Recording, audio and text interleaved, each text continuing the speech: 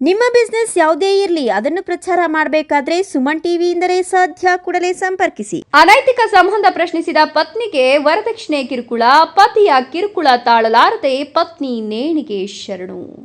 ಗಂಡನಿಗೆ ಅನೈತಿಕ ಸಂಬಂಧದ ಬಗ್ಗೆ ಪ್ರಶ್ನೆ ಮಾಡಿದ ಕಾರಣಕ್ಕೆ ವರದಕ್ಷಿಣೆ ಕಿರುಕುಳ ನೀಡಿದ್ದು, ಇದರಿಂದ ಬೇಸತ್ತ ಗೃಹಿಣಿಯೊಬ್ಬರು ನೇಣು ಬಿಗಿದುಕೊಂಡು ಆತ್ಮಹತ್ಯೆ ಮಾಡಿಕೊಂಡಿರತಕ್ಕಂಥ ಘಟನೆ ಬಾಗಲಗುಂಟಿಯಲ್ಲಿ ನಡೆದಿದೆ. 28 ವರ್ಷದ ಪೂಜಶ್ರೀ ಗಂಡನ ಕಿರುಕುಳ ತಾಳಲಾರದೆ ನೇಣು ಬಿಗಿದುಕೊಂಡು ಆತ್ಮಹತ್ಯೆ ಮಾಡಿಕೊಂಡಿರತಕ್ಕಂಥ ಗೃಹಿಣಿಯಾಗಿದ್ದು, ಬಾಗಲಗುಂಟೆ ಪೊಲೀಸ್ ಠಾಣಾ ವ್ಯಾಪ್ತಿಯ ಸಿಡೇತಹಳ್ಳಿಯಲ್ಲಿ ಘಟನೆ ನಡೆದಿದೆ. 3 ವರ್ಷದ ಹಿಂದೆ ಮನೆಯವರ ನಿಶ್ಚಯದಂತೆ ಪೂಜಶ್ರೀ ನಂದೀಶ್ ಎಂಬಾತನೊಂದಿಗೆ ಮದುವೆಯಾಗಿದ್ದು, ಇವರಿಬ್ಬರ ದಾಂಪತ್ಯದ ಕುರುಹಾಗಿ ಒಂದು ಹೆಣ್ಣು ಮಗು ಇದೆ. ನಂದೀಶ್ ಖಾಸಗಿ ಕಂಪನಿಯಲ್ಲಿ ಕೆಲಸ ಮಾಡಿಕೊಂಡಿದ್ದ ಎನ್ನಲಾಗಿದ್ದು, ಪೂಜಶ್ರೀ ಅವರು ಖಾಸಗಿ ಬ್ಯಾಂಕ್ನಲ್ಲಿ ಕ್ಯಾಶಿಯರ್ ಆಗಿ ಕೆಲಸ ಮಾಡ್ತಿದ್ರು. ಮದುವೆಯಾದ 1 ವರ್ಷದ ನಂತರ ನಂದೀಶ್ಗೆ ಅಕ್ರಮ ಸಂಬಂಧ ಇರೋದು ಬೆಳಕಿಗೆ ಬಂದಿದ್ದು, ಇದೇ ವಿಚಾರಕ್ಕೆ ಸಂಬಂಧಿಸಿ ಪೂಜಶ್ರೀ ಪ್ರಶ್ನೆ ಮಾಡಿದ್ರು ಎನ್ನಲಾಗಿದೆ.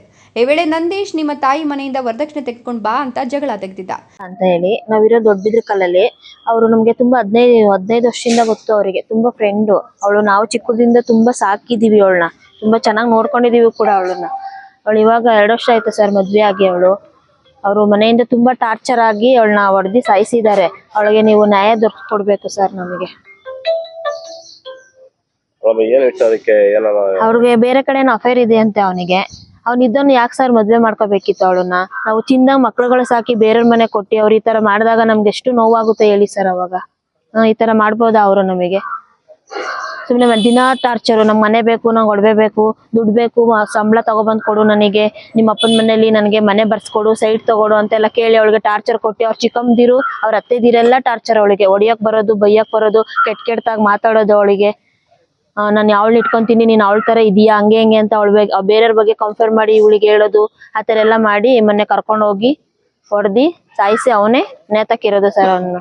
2-3 ಬಾರಿ ರಾಜ್ಯ ಪಂಚಾಯಿತಿಯು ನಡೆದಿತ್ತು ಎನ್ನಲಾಗಿದೆ. ಕಿರುಕುಳ ನೀಡೋದಿಲ್ಲ ಅಂತ ಹೇಳಿ ಪೂಜಶ್ರೀಯನ್ನ ಕರೆದೊಯ್ದಿದ್ದ ನಂದೀಶ್ 3 ದಿನಗಳ ಹಿಂದೆ ಮತ್ತೆ ಜಗಳ ಮಾಡಿದ್ದ. ಅಲ್ಲದೆ ಪೂಜಶ್ರೀ ಮೇಲೆ ಹಲ್ಲೆ ಮಾಡಿದ್ದ. ಈ ಹಿನ್ನೆಲೆ ಪೂಜಶ್ರೀ ತಾಯಿ ಮನೆಗೆ ಬಂದಿದ್ರು. ಮರುದಿನ ಬೆಳಿಗ್ಗೆ ನಂದೀಶ್ ಕತೆ ಕಟ್ಟಿ ಮತ್ತೆ ಕರೆದೊಯ್ದಿದ್ದ ಎನ್ನಲಾಗಿದೆ. ನಿನ್ನೆ ಬೆಳಿಗ್ಗೆ ಪೂಜಶ್ರೀ ನೇಣು ಬಿಗಿದುಕೊಂಡ ಸ್ಥಿತಿಯಲ್ಲಿ ಪತ್ತೆಯಾಗಿದ್ದು, ಘಟನೆ ಸಂಬಂಧ ಬಾಗಲಗುಂಟೆ ಪೊಲೀಸ್ ಠಾಣೆಯಲ್ಲಿ ಪ್ರಕರಣ ದಾಖಲಾಗಿದೆ. ವರದಕ್ಷಿಣೆ ಕಿರುಕುಳದ ಅಡಿಯಲ್ಲಿ ಪ್ರಕರಣ ದಾಖಲಾಗಿದ್ದು, ಮರಣೋತ್ತರ ಪರೀಕ್ಷೆಗೆ ಮೃತದೇಹ ವಿಕ್ಟೋರಿಯಾ ಆಸ್ಪತ್ರೆಗೆ ರವಾನೆ ಮಾಡಲಾಗಿದೆ. ಒಟ್ನಲ್ಲಿ ಅಕ್ರಮ ಸಂಬಂಧ ಪ್ರಶ್ನೆ ಮಾಡಿದ ಪತ್ನಿಯನ್ನ ವರದಕ್ಷಿಣೆ ಕಿರುಕುಳ ನೀಡಿರುವ ಆರೋಪ ಪತಿ ನಂದೀಶ್ ವಿರುದ್ಧ ಕೇಳಿಬಂದಿದ್ದು, ಈ ಕುರಿತು ಪೊಲೀಸ್ ತನಿಖೆಯಲ್ಲಿ ಸತ್ಯಾಸತ್ಯತೆ ಹೊರಬರಬೇಕಿದೆ.